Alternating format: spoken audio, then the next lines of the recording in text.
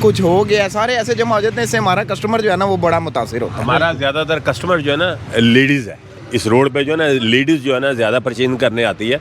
Gents का जो involve तकरीबन कम है, ठीक है ना। तो आपको पता है लेडीज़ वैसे भी ज़रा दिल छोटा होता है, तो थोड़ी सी कोई लड़ाई हो तो लेडीज़ जो है ना जल्दी जल्दी फिर यहाँ से निकल जाती हैं, नहीं रुक करती। ज़ाहिर है। तो ये इनका मुतालबा है जी कि कम से कम जो है वो कारोबार करने के लिए इनको सहूलत दी जाए।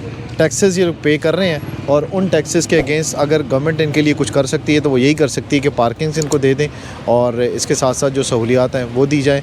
और जो छोटे मोटे जो स्टॉल्स लगे हुए होते हैं गैर कानूनी तरीके से, उनको अगर रिमूव करना है तो उनको पहले देखें। और जिस तरह से ये कहते हैं कि पिक्टोरियल एविडेंस इकट्ठी की जा रही है, पिक्टोरियल एविडेंस अगर इकट्ठी की जा रही है तो वो भी ये कह रहे हैं कि देखें कि जिस वक्त वो जा रहे होते हैं यहाँ से, टीमें ऑपरेशन के लिए आ रही होती हैं, तो कम से कम ये देखिए कि वो कहाँ जा रहे होते हैं। और अक्सर मैं देखता हूँ कि जब भी मैं ऑपरेशन करने के लिए आता हूँ पैरा के साथ, म्यूनसिपल कॉरपोरेशन के साथ, तो ऑपरेशन से पहले ढेर लगा हुआ होता है यहाँ पे, पैदल चलने की जगह नहीं होती।